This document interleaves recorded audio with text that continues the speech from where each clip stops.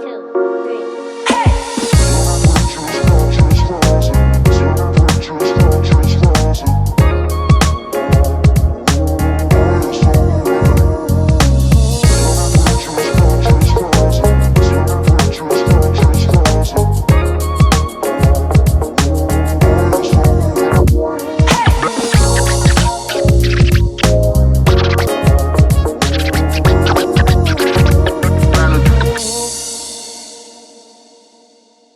Ayurveda are those the Vedic civilization that formed in India and created that science. Traditional Chinese medicine, homeopathy, all stem from that same Vedic wisdom. So there's going to be some core similarities if someone studies TCM versus Ayurveda versus homeopathy. It's all about coming back kind of into alignment, right? And so when you look at Ayurveda and you think about energy, and when you understand where food plays a role, which we'll go over, they believe in Ayurveda, the ancients, that, and this is what we follow, that the emotions and the physical are one, meaning even what you eat, even as I'm sipping on this cumin coriander fennel tea, that that tea has a vibration, has an energy to it. It has what we call prana life force to it. This is the funny thing. If I took a cup of water, let's say, and put some seeds in there and stuck it in the microwave, nuked it, for example, as they say, microwaved it. That changes the vibrational energy of the water.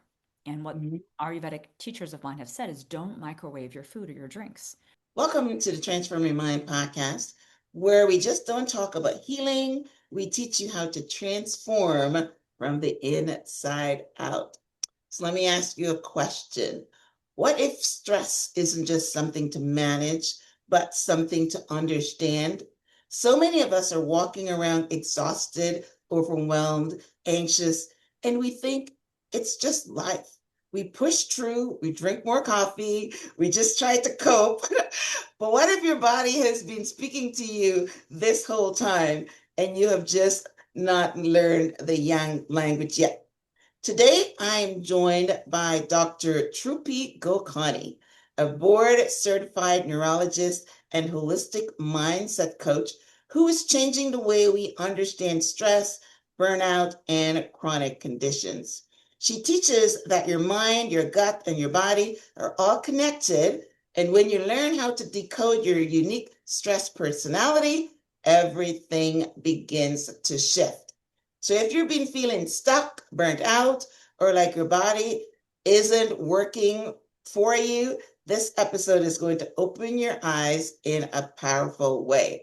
Welcome, Dr. Gokani. Oh, thank you for having me, Myrna. I'm so grateful to be I here. have to sing her name so that I can say it right.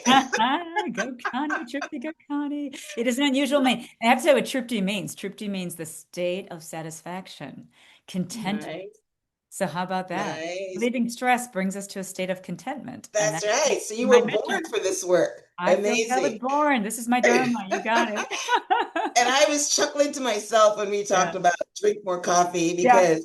because Dr. Truppi came on saying that she's got coffee in both hands Yes. because she Yes. But it's a mushroom coffee. managing her stress. And it's my cumin coriander fennel tea. So I am double fisted today because we have a lot of things going on, don't we, Myrna? So Yes, I yes. live and I practice what I preach. I'm here What you to tell preach. you everything I talk about, I've tried this on myself. So I Oh, promise you. that's Yeah. great. Yeah. There's a saying that says, "Don't just, um, uh, what I say, but what I do." Right? So you, Yes. you got to match them up Right. together. Exactly. Exactly. We've got to own that we are all part of this together. This is All a, right, let's get it. yeah. Awesome. All right, well, let's dive in to Yeah. this amazing conversation. So, Dr. Gulkani, you say that 90% of doctor visits are stress related. Yeah. Why are we still missing this in healthcare? Yeah, I'm so glad you brought this up as the first point to think about because when we enter a physician's office, provider's office, understand that underneath the symptom, whatever the symptom may be, we know this based on 5,000-year-old ancient medicine and more recent data. National Institute of Mental Health has shown this that 90% of doctors' visits are due to stress-related conditions, meaning that stress is when we disconnect with ourselves, creating the symptom to come to its surface. Yet most physicians treat the symptom. Yet they're not looking at the root cause of what is the specific stressor that allowed the symptom to come. And that's what ancient medicine gives us wisdom on, which I'd love to share.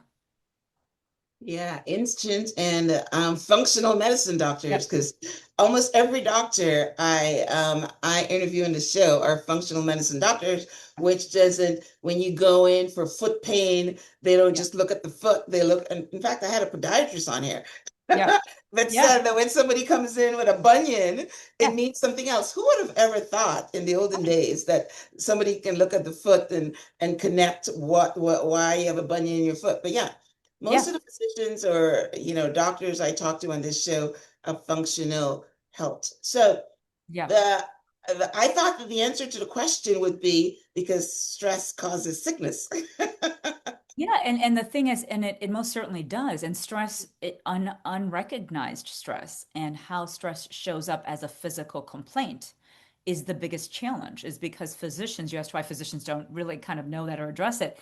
They don't see that connection. Most Western trained physicians, of course, functional medicine is a different conversation. Yet, I will tell you, I trained in functional medicine and I started training in functional medicine, actually switched into Ayurveda. I love functional medicine, but even in functional medicine, there was a component of it that felt very medical. For example, if someone was, struggling with reflux, oh, here, why don't you take some glutamine powder? Or here, why don't you drink some aloe vera juice? That's still not addressing the root cause of the reflux, even though the treatment is safer than a prescription Prilosec or proton pump inhibitor. You're still not getting to root cause by saying, here, drink aloe vera juice to reduce your reflux. Hey, what is it in your mind that's triggering you to manifest the symptom of reflux? That's what we want to ask ourselves. And that's where the stress component gets really unraveled, because there's usually something in the mind, something that we're thinking, something that we're stuck on. You mentioned being stuck. That's allowing that symptom to show up for us. And it's really for us, to help us understand ourselves. Wow. Well, Yeah. most doctors are not going to be able to do that. In 10 minutes, and especially when you have 10 minutes. That's right. So you said something about ancient medicine. So I'm Yeah. curious, how is ancient medicine different from holistic? I mean, not holistic, from functional medicine. Sure. Yeah. So functional medicine, I love. I love it. I practice kind of both. Functional is like the functioning system. So is there a connection between my symptoms and my gut health, or my liver health, or my nutrients, or my hormones? It's looking at the functioning system as different parts, almost like you think of your car and different parts of the car. The engine's not working, this part, the radiator's off. So figuring out what part needs to be fixed. And that's fabulous, because that's the more physical aspect of ourselves, which is important. Obviously, if I'm low in magnesium, I want to correct that, low in serotonin.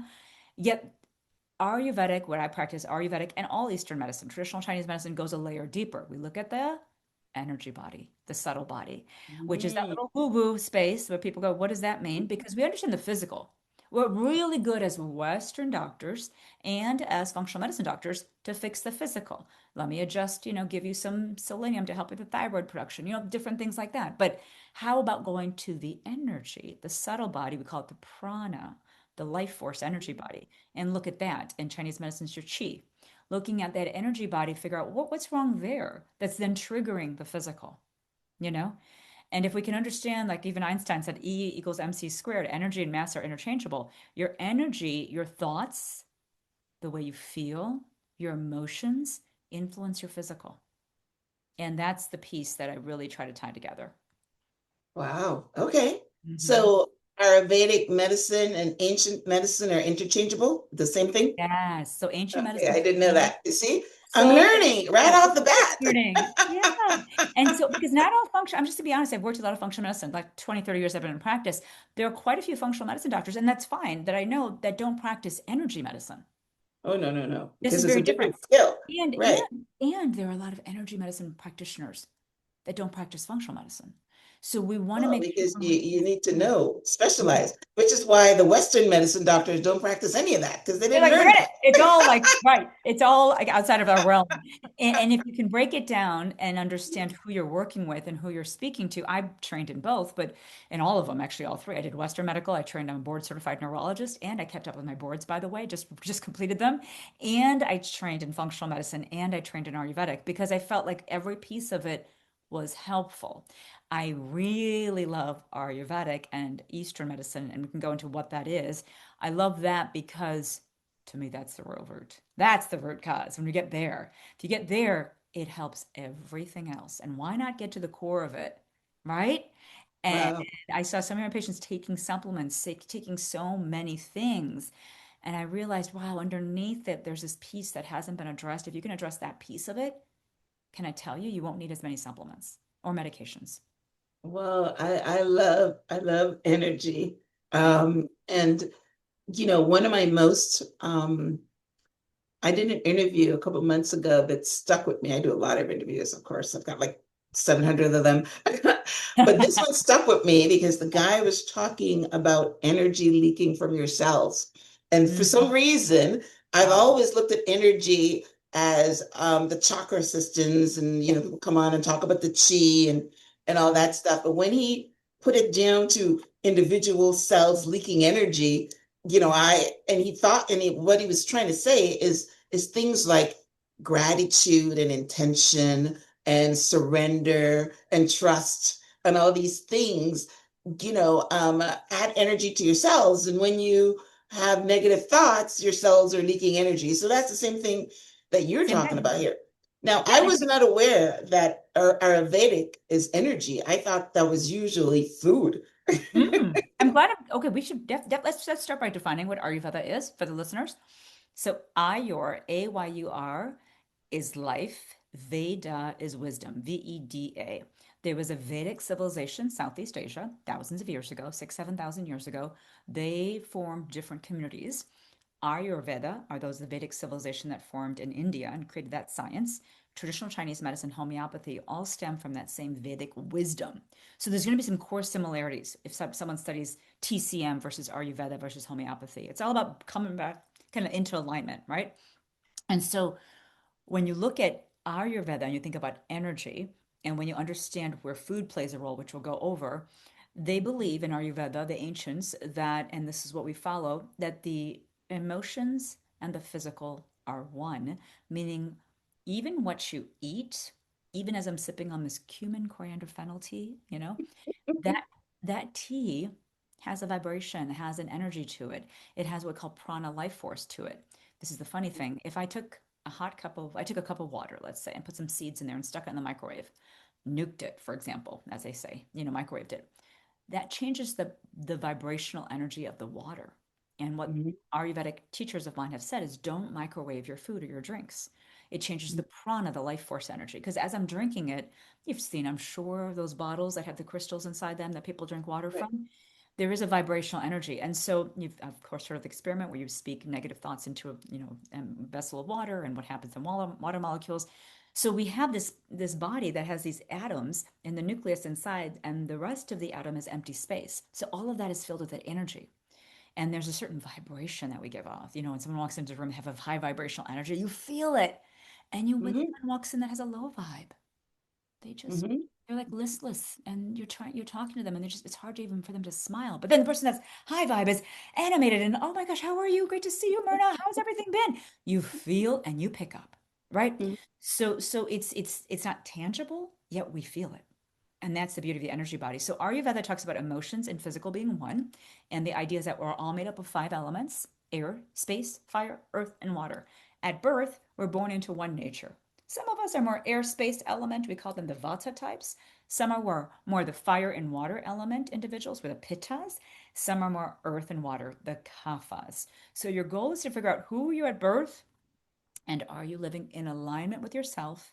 And your system is based on energetic emotions and the food you bring in that has energy too, if that makes sense. mhm. So Mm-hmm. that's the Ayurvedic food component, and that's the only one I've heard about for some reason. Mm-hmm. I did It's talked not about the know. most. What was that? Well, it's the most discussed is food. I've heard Yeah, that's and probably so why I've only heard about that. So that's amazing. Well, thank you for that and education. I'm learning along with my listening audience. Very good. All right. So your specific work is on stress. And yeah. you talk about, I shouldn't say that. You just told me you do a whole bunch of things. But for our conversation Sure. today, Sure. we're going to be focusing on stress. So, and you talk about the stress personality types. I'm not sure if that's what you mentioned about Yeah. the earth, fire, and how we're born in, but Yeah. what are they and how can someone recognize theirs? Yeah. So this leads into what we were kind of sharing earlier is about the five elements and the three types. We're born into a state. That's our birth energy. That's supposed to be like our most balanced state. So let me go what like a Vata looks like. If you're the Vata type, moving, going, doing, very active, loves to speak, loves to be involved, is very much driven by the air and space movement wind element. So imagine wind blowing on you. You might feel a little dry or cold at times. That's when there's too much wind element. We start talking too much, moving too much. We go into that freeze state. Uh-oh, that's where stress shows up. So to me, stress is moving out of alignment, going into one of the states. So windy is too much vata, and we start to get tight in the neck, headaches, constipation, gas and bloating, and we start to move and go so much that we actually lose circadian rhythm. We're up and down at different times of the day. We're skipping meals. If you've entered that state or you go in and out of that state, that's that windy personality state. The fire is that pitta at birth, more driven, more muscular, a little bit more type A and organized. Fires love to see, fire gets you to see things, get to see how things should be done and likes to follow through with them. Great speakers are fires. They're really great at being CEOs of companies because they're just so sharp and very good at kind of fixing things and organizing things. You get so much fire in your system, and anyone can get too much fire. You don't have to be fire at birth. What does that show up as? Hot-headed, angry, irritable, nausea, reflux, you know, really sharp languaging, critical, really critical of self and others, and not a good place to be. The wind energy shows up to anxiety, by the way. Feeling restless, ADHD is too much windy. The fiery is that kind of hot-heady person. I'll think windy, you can even think of as like airheaded. Forget where things are. What was I? Where was I going? What was I doing? Because there's so much spinning in here. The last is the earth, the kapha. At birth, balanced. All three of these at balanced are fantastic. Kaphas have a bigger body frame. They're not necessarily obese. Kaphas have stronger bones, stronger frames. They have more muscle mass. They have more girth to them, more grounded, a little bit more introspected. Expective. Kaphas tend to be thinkers. They're not talking as much as the Vata. They're processing. They're holding on to information. They're great listeners, right? Kaphas are fantastic in the kitchen. They love to cook. They love to just be at home. They don't like to be at a big party with lots of people. The Vatas do. But too much kapha, you can imagine, let's say you get too withdrawn, you start getting depressed, heavy, congested. We're human. We go in and out of these states. What I look at is when I start seeing in my clinical practice individuals going into state, and I wrote one book called The Mysterious Mind back in 2015, focused a lot on migraine and the different types of headache types. The Vata type is a tension headache, the fire is a migraine, and the Kapha is a sinus headache for those that have headaches. And I started looking at these headache types and saying, well, why does someone keep going into Kapha state? Like what kind of takes them there? So the first book was introducing of the states. Second book, The Stress RX, which I just wrote last year, was really, why do you get stuck in state? Like, fine, I get you're in this state, but why do you stay stuck there? And that to me, the disconnect between birth state and where you are now equals stress. That's my way of measuring it, objectifying it. And then in the physician's office, instead of saying you're stressed, saying this is why you're stressed, you're out of alignment. And hey, here's the food, here's the type of medication, a meditation. I try to avoid medications. Medications are fine, but you can use medications according to your type too. But meditations, yoga, what can you do? Exercise that'll balance out your state. And that's kind of the approach to break down the stress personalities. Okay. So how can someone figure out what's their stress personality type? Well, I do have a quick, Not everyone is going to have access to yeah. an Well, we have Ayurvedic doctor. How can they figure 100%. that out? And I'm telling you, I was just telling you, I was at Stanford last weekend with a beautiful panel, and there are these top researchers from India. I had the number one microbiome researcher, one of the top Ayurvedic clinicians. This is the conversation we had, and I did present out there, and I told them, I said, listen, I said the way that I do this is I created this quiz on my website just to capture. Just to capture where you are. Are you windy, earthy, fiery? Little videos after that. It's free. It just takes a few minutes to take it. My goal is to get this out to everybody. It's a 5,000-year-old science because once you figure out, hey, I'm the earthy type, you can then go right back to your diet and say, I should avoid cheese. Because you know what? According to Ayurveda, the earthy type doesn't do well with heavy foods like cheese or even gluten. And it's not to say that you have an intolerance or celiac, yet you're going to feel more heavy and earthy. And you know what you should do if you're an earthy type? You should be having some spices. And it could be jalapenos, it could be turmeric, it could be whatever it is you choose, but let's spice up and increase the heat index of your food. So you break down that earth Yes. element, right? It's Hmm. very much makes sense, the science. If you're the fire type, well, what should you avoid? Fiery foods, spicy foods. It's the Spices. opposite diet, right? So when someone says fermented foods for Wow. all, fermented are great for your microbiome, that's not true according to Ayurveda. If you're the Pitta fire type, fermenting the food can increase your fire index and make you more uneasy with your fire energy. You get may get more headaches from it or stomach pain. So you want to really be careful. So stress quiz is the easiest way on the website just to, check it out and see what your stress type is. Okay. And then going further, it's really cool because you at least have a baseline of where to go. Wow, I'm glad I asked the question. Yeah, wow, because I'm sitting here thinking, wow, how Yeah. do I find out? And So, all And right. it changes. And it changes. I just to say one thing before I forget. People will say to me, well, is that the type you're going to, because I've heard this question before. Are you going to be like type every single time or does it change? Your birth nature doesn't change. Okay, that's not going to change. But your Mhm, stress energy, hello, hormones, I'm 54. When you get to be different ages or different hormonal bounces, or you just traveled, like I got back at 11 p.m. last night, I mentioned, depending on the amount of sleep you've had, your stress take can change. What I encourage people to do is take the quiz and then like a month later take it again and just see, does it make sense to you? Just get mhm. comfortable with the language because this isn't going anywhere. It's 5,000 years old, this wisdom. And the way Western medicine is going, I think we really do need to embrace some of these ancient principles so we can get healthy.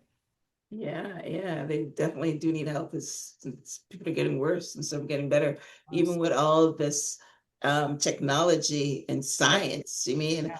Yeah. I mean, sicknesses doesn't seem to be getting any better. We should be healthier. The numbers? Instead, we're not.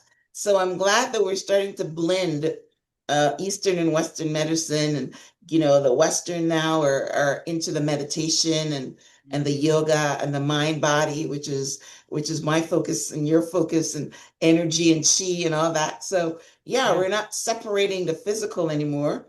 Yep. But we understand that the spiritual is all wrapped up in our health. So amazing. All right. So Yep. a lot of women feel burnt out and overwhelmed. So what's actually happening in their body with if we're going to go down the energy, pathway? Yeah, and in this last book, I wrote a whole chapter on energy, and I wanted to tie this to what I wrote in the first book, which was adrenal fatigue. And you might have heard this Mm, conversation come up quite a bit. You know, it was Ariana Huffington that wrote a book called Thrive, and a lot of people talked about adrenal fatigue about a decade or so ago, even longer. I did a study in my clinic, and this is in the first book. I actually wrote about this study. I looked at 83 patients and assessed their adrenal function. And for those, to be familiar with the adrenal glands, they're sitting in the back above the kidneys behind. You put your hands on your back, the adrenal glands are right above your kidneys, small little structures that are helping us regulate our cortisol. And in the morning, we wake up, the divine internal mother, I call it the hypothalamus, kind of in the deep of the brain, circadian pacemaker says, okay, time to wake up, communicates with the pituitary gland, activates the adrenal glands. We make cortisol, the highest amount first thing in the morning. And then we should bring the cortisol down at noon, down at 3 p.m., down at bedtime, go to melatonin production from serotonin, fall asleep. Beautiful rhythm. Well, most people aren't doing that. Unfortunately, what happens is in the morning, either they're waking up at a later time or waking up without a good night of sleep. Their adrenal rhythm, they may drink an immediate cup of coffee when they wake up, may get on intense, conversations, email, social media, whatever it might be that kind of pushes their cortisol. And we kind of go off rhythm. And not just once or twice during the day, but many times during the day. And what I studied in these 83 patients, I looked at their natural rhythm and I found that pretty much 90% of the patients were in what we called at that time adrenal fatigue. They weren't making enough cortisol, adrenal hormone, which actually is like your natural steroid. So there's a physical component to burnout. It's actually that adrenal system backing out. Yet it's not the adrenal glands that are a problem. It's really the signaling, the whole axis, right? The hypothalamic pituitary adrenal axis, because every time we make extra cortisol, the system wants to turn itself off. It has this automatic regulation, self-regulation system with that inhibitory feedback loop where we turn off. Yet we egoic human beings push through. Like, I know I'm a little dehydrated. I'm going to keep going. Oh, I know it's lunchtime. I'm going to push through. I know it's late at night, but I want to watch this next episode of Netflix. We keep pushing through the natural signals the system gives us. Oh, a little neck pain, just keep going. And we push through to a point where finally the hypothalamus takes a back seat. Those receptors on the hypothalamus get desensitized to the signals of the cortisol. And then the adrenals kind of drop out. And truly, it's they call it HPA maladaptation. There's a disconnect between the hypothalamic axis and the adrenals, and the whole system drops out. So I noticed in my patients, they were taking initially like, one or two maybe over the counter meds a week to break their tension headaches. Then they moved up to a stronger medication. And then suddenly migraines are coming more intensely for longer periods of time with more associated symptoms. And then go figure, I was prescribing steroids. To break their migraine cycles. And it just made so much sense. I'm like, this is adrenal fatigue. I mean, I'm given steroids because the body isn't making steroids. So when I studied them and I started to say, well, what is it that's pushing you? You know? So the first stage of burnout is really oftentimes us saying yes to too many things, us getting out of alignment. But the truth is, we don't often know. Like, if you don't know your natural tendency, like if I'm a pitta type or if I'm a kapha earthy type, maybe the earthy type person has to be in a lot of social interactive meetings, and that's not their personality type. They don't do well with that. And every time they're in meetings or in social interactions, they get stressed, Or the pitta person, I have so many pitta individuals with migraine. Excuse me. Excuse me for that. Migraine is pitta. So a lot of my pitta patients were I had a little seed. Can we pause? Note to self. So for the pitta individual, what we'll notice is that oftentimes the fire energy gets them to push harder. So they're more intense. They're not necessarily saying yes to a lot of things. They're just more intense with each thing they do. And that intensity kind of turns up your heat index. And you end up saying, oh, I've got to push through that lunch meeting or push through lunch and keep going to that meeting. Or when they're working out, you'll notice they're the ones in class that are pushing really hard, And that energy, unfortunately, can increase the fire, which Mhm. then turns into inflammation, you know? And then the windy person is often skipping. I told you earlier, skipping things, skipping meals, um, disregarding bedtime routines. Like, who needs to go to sleep on time or get to bed at the right time? And so oftentimes that excess wind will create imbalance and symptoms. So the beauty of just understanding this, and this is the beauty of it, is like once you say, okay, I got it. I'm pushing my state out of alignment. I can actually set some boundaries for myself, start to create a rhythm that is in balance. The adrenals naturally come back. It's so simple. Sometimes I Mm. just point out one or two things. Hey, do you notice you skip lunch every day? This is the most common one. And why do you skip lunch? Well, I've got the business meeting, I've got work projects, I've got this. And like I said, I work with a lot of fire people because of migraine work I do. And I'd say, Mhm. how about we just for 1 month? Can we do this for a month? If not a month, a week, have lunch every day. And you'd be surprised how migraines would get better. And so you see how there's a connection between lifestyle, energy, and also the physical. And so instead of just giving them like magnesium supplements like I would do, or CoQ10, which helps migraines, or do things like that to fix the physical, it's working on that energy body too, which then improves the situation and it addresses their stress that's underneath the burnout. So for a lot of people that are struggling with burnout, I often say, number one, know your type. If you're the windy, are you moving, going too much? If you're the fiery, are you too intense? If you're the earthy, are you in situations that's pushing you out of your natural state and you need more of this rest? Most earthy people, I find that they're earthy because they've been too windy and too fiery for too long, and they just Okay. burn out and they turn into like a fatigued earthy type, if that makes sense. Okay. Well, you also talk about the mind when we first started. Yeah. So I personally think that stress comes from the mind. So Yes. can you tie in the mind piece? I mean, we're talking about Yes. the energy piece. So how Yeah. can we tie in the mind piece? Looking at this same scenario of burnout. Yeah. And that's exactly the three brain model that I kind of describe it that way. The first brain, the central nervous system, is how we think, how we process stress, and how we process the world. So if I believe I'm in danger, if I believe I need to get this done, if I say I have to, I must, I'm going to skip lunch to get this project done because God forbid I don't get it done. I put so much pressure on myself. The second brain, though, is the emotions underneath it. And oftentimes, what's underneath that? Fear? Am I scared? Am I worried? Am I anxious? That's creating that language pattern in my head. And, kind of just recognizing the first and second brain. Second is the enteric nervous system, the feeling brain. And the third is the microbiome, which is working on diet and drinking the right teas and all that. The idea is, which we've done enough about the talk, really is what I think is most important is what you're saying. I actually think the mind is just why I align so much with your work. It is the key area. If we can work on the mind, everything else, right, comes into place because we Of start course. to then make the right choices and decisions. We start to not get pulled by all those around us. And so, I package it in that way, using the Ayurvedic model. Yet at the end of the day, we all have the same message of just if we could, get in there and figure out what is that circuit that keeps us operating out of alignment, that's really what causes symptoms and disease. Okay. All right. Well, that's good. Yeah. So, I had a question here about the tree brain reset. So we Yes. can talk about it now. So Yeah. how can you reset yourself when you know that you're stressed? You Yeah. know that you're burnout. You don't need to go to a doctor. You know Right. you're in the overwhelmed state, right? You Yeah. talked about the physical manifestations of you're getting migraines, right? Not everybody gets migraines, but you're tired, you're overwhelmed.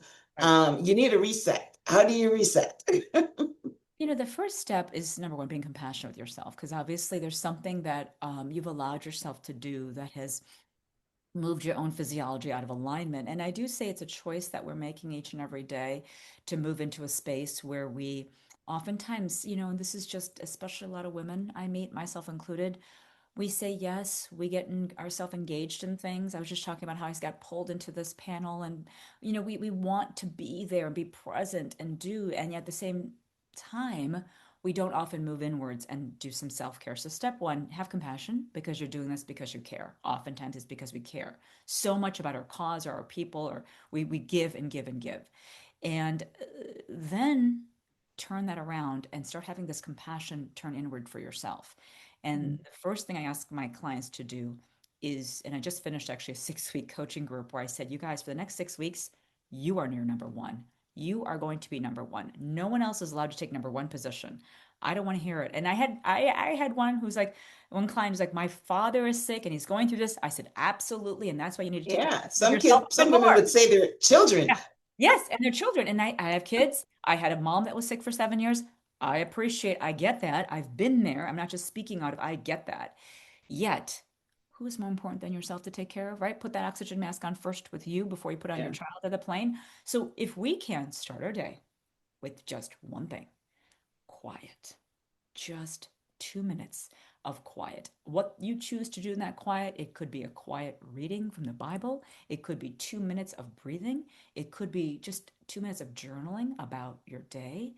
Whatever you do, but 2 minutes minimum, minimum. And I have different breath techniques I teach and different things that we could do in that 2 minutes, even a few stretches and yoga poses, whatever it is.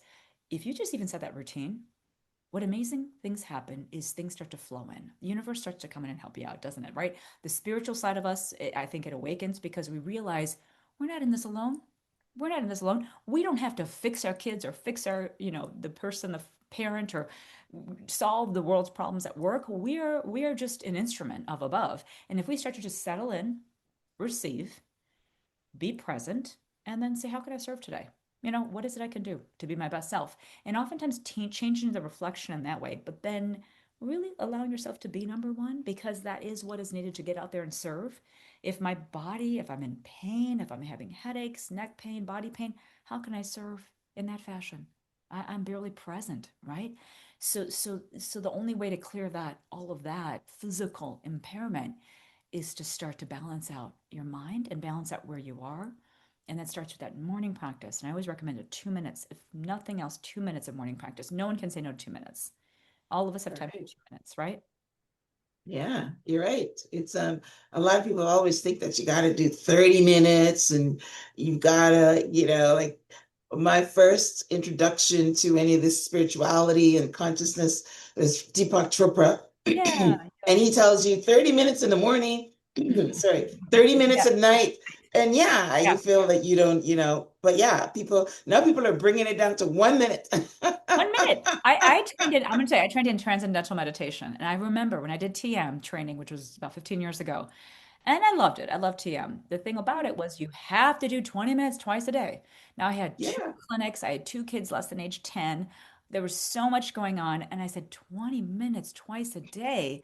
How am I going to make time for that? Grocery shop and get dinner on the table and all that. And, and the reality is, after 6 months, I did it for 6 months, but I stopped because well, at least you committed to 6 months. I did do six It months. should have been ingrained in you after that because you still have Yeah. to get in the habit, right? And it just, even carving out, honestly, it was that second 20 minutes. The first 20 was easy. It was the second 20 because something would happen at the clinic. A patient needed to be put into my schedule. The nanny had to leave early. There was something to get the second Yeah, 20. right, And when you right, have young kids, I'm like, boy, man, meditate with you two sitting when you want to eat dinner. Like, just ignore me. And so, as much as I want to put myself first, there's a reality to it and there's a truth yeah, to it. And yeah, so, I think the morning is gold, right? We can all do it in the morning. yeah. Everyone can just wake up a few minutes early and just Early, exactly, wake up exactly. 5 minutes. And it's That's very, time. very important to set the tone of your day. I It, mean, it's not even me time, but it's allows you to show up better, right? And yeah, 2 minutes, 5 minutes, 10 minutes, whatever you take. But everybody's been talking about a morning routine, and I have like a 2 hour one. yeah, Because I yeah, work for myself, right? yes. And I So have my one now, morning but my routine is kids are out like of the two house. hours. Yeah, yeah. Mine is about 45 minutes, and it's because my kids are out of the house. I could do 45 Okay, minutes. right, right, right, right. So the reality is, when the kids are young, I know a lot of people out there, they don't have the luxury of that time, right? Right, And we yes. have to just let everyone know that wherever they are, if you can do more, by all means, do more, of Mhm, course. mhm, And then based on mhm. breath, because for some, another thing I learned about TM, if you go right into meditation, a lot of individuals, their mind starts to spin about their Yeah, challenges. It's better to breathe, practice a breathing meditation. I right. have different ones that I suggest. The breathing meditation gets you out of the monkey mind. It gets you into your Yeah, breath.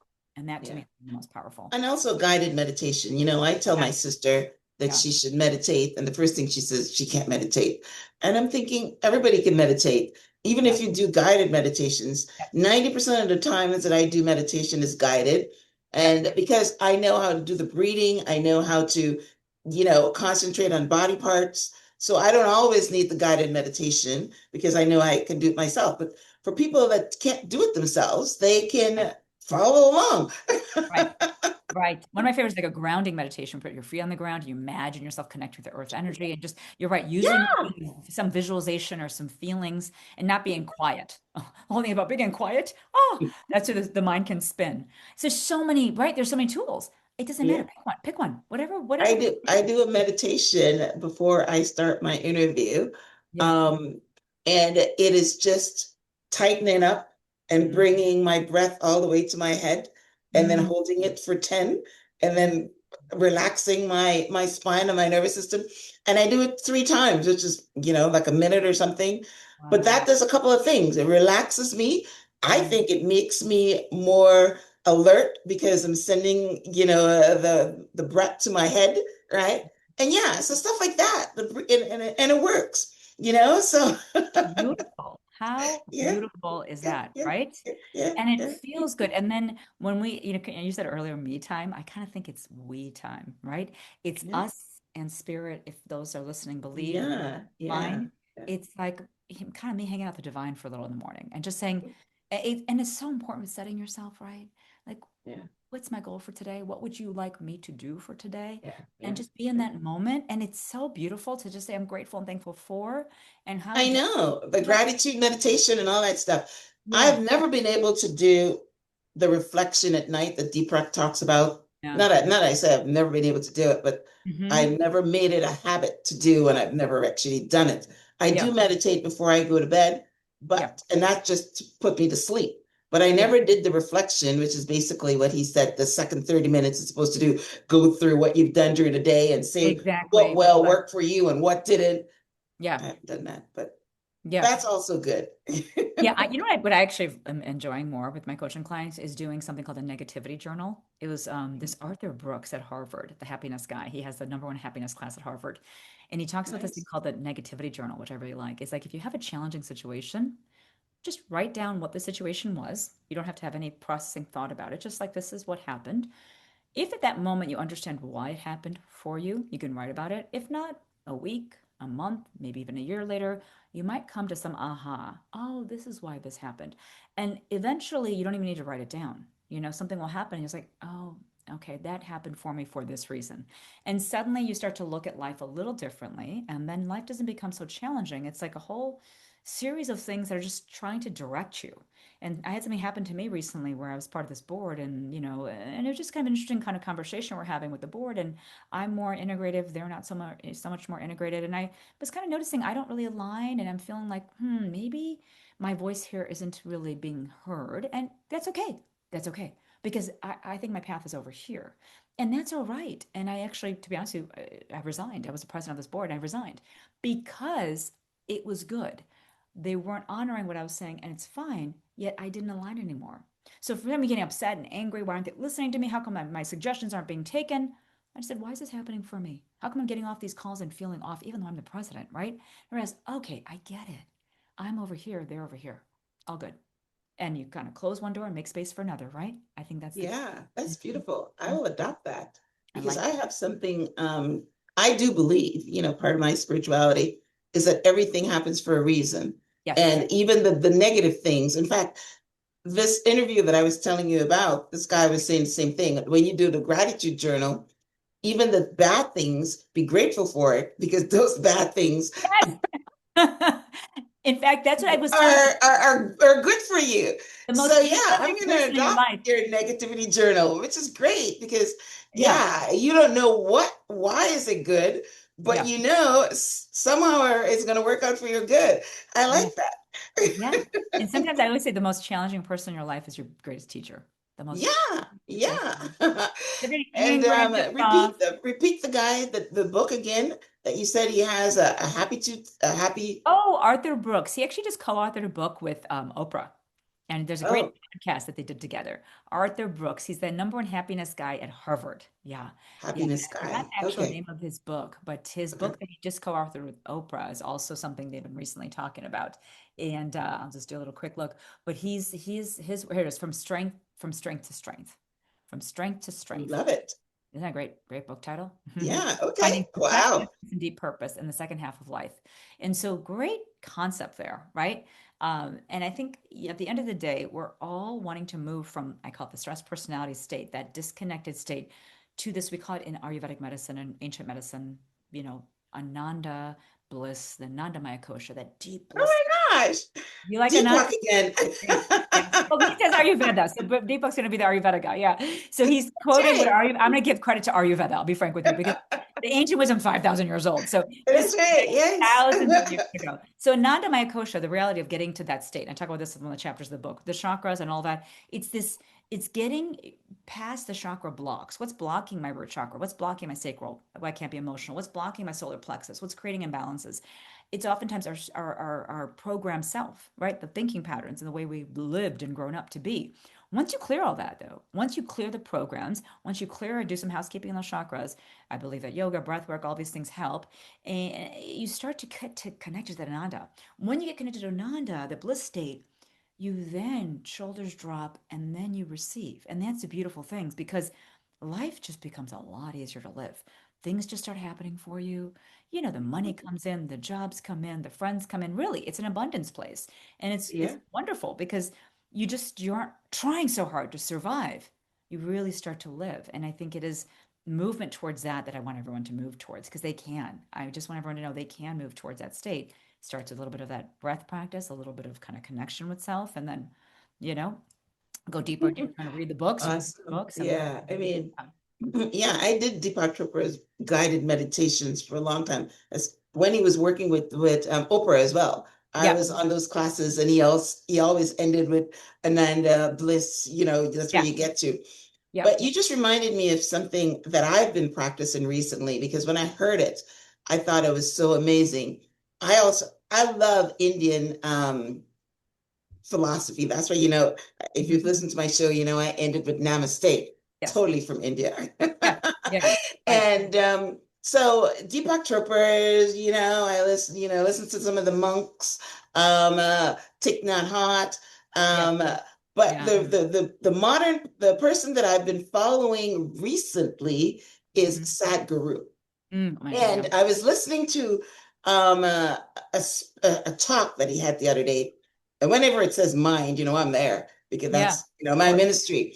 And he was talking about the mind. And he says, in order to get behind this mirror, he says, when you look in the mirror, you see yourself, you see your mind, even your dreams. He said it's part of your mind, right? Right. But he Right. said to get behind the mind, to get behind the mirror, you've got to feel, Mhm. and he talked about pleasantness. He says, Mhm. well, when you feel good, it's pleasantness. So Mhm. I have been focusing a lot now on feeling the pleasantness in my body because I'm Yeah. figuring I'm getting behind that mirror. Yeah. Yeah. Well, that's kind of like the three brain, the whole thinking, feeling. If we don't pause and feel, and Yeah. feeling pleasantness is this idea of going into that space of your emotions. And even with that gratefulness exercise, if we can just take a moment and feel how grateful we are for something, feel how happy we are when we see our kids or our dog, or we're so grateful for our whatever career we're in or path or, friendships, whatever it might be that gives you that good feeling. That then allows the thinking brain to quiet down. Then you're not in that spinning, anxious, angry, frustrated state. You move out of thinking, you go into feeling. So I do think the second brain, the 600, million neurons down there, you make all the neurotransmitters in your gut that you need to make. In fact, 90% of your serotonin comes from your gut. Yet we don't often as humans pause and feel. We're so go, go, go, move, move, move, do, do, Mhm, do. mhm, mhm. And we let our front, like thinking brain direct us when actually we feel first and then we think. When you walk into a room, the amygdala pick up a feeling at a subconscious level, and then we generate a thought after we feel.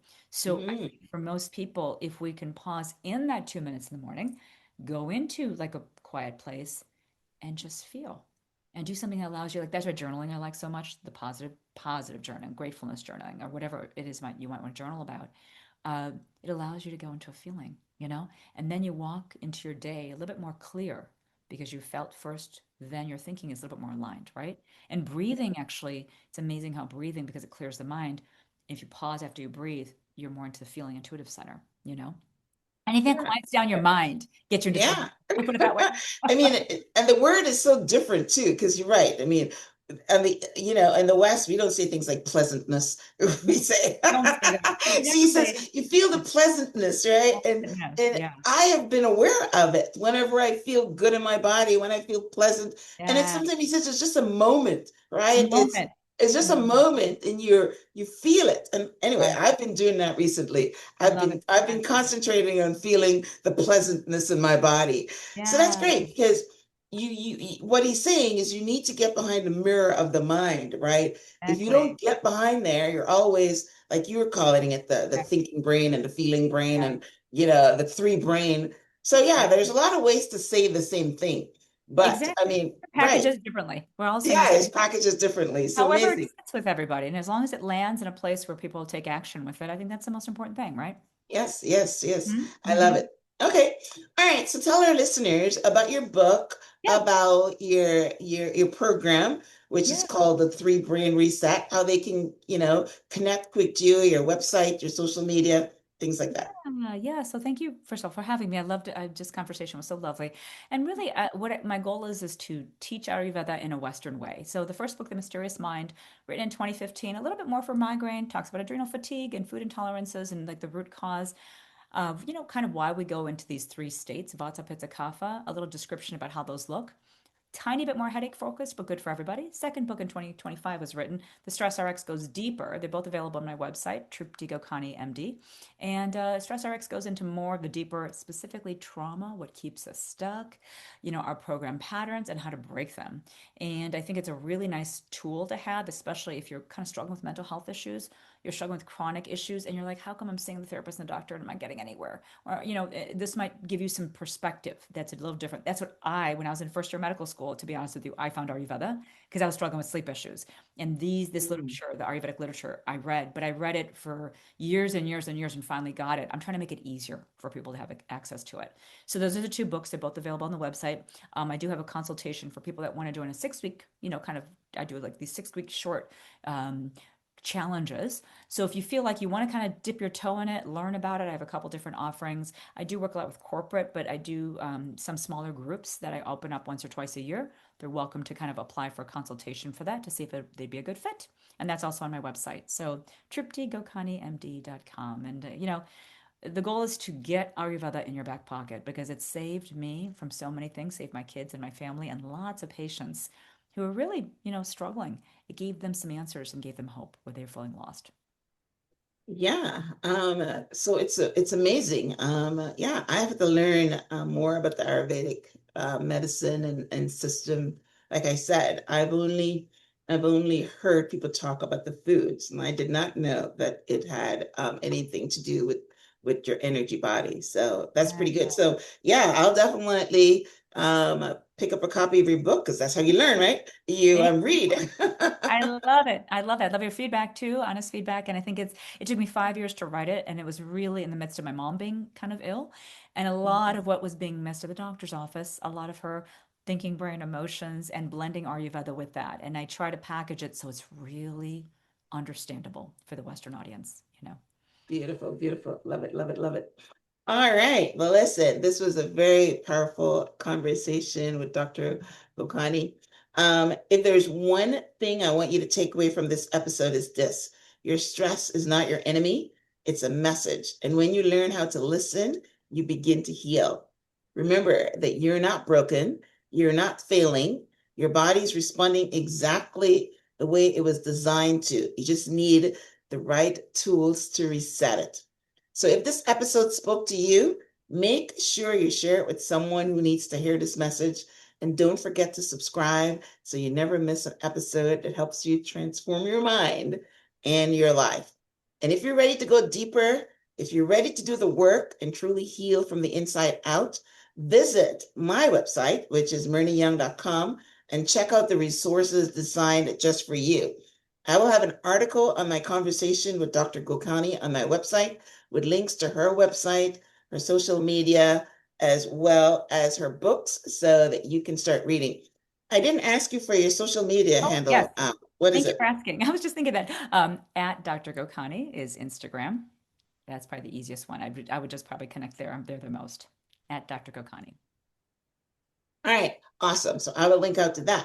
Thank you. So with that said, any last words before you wrap up?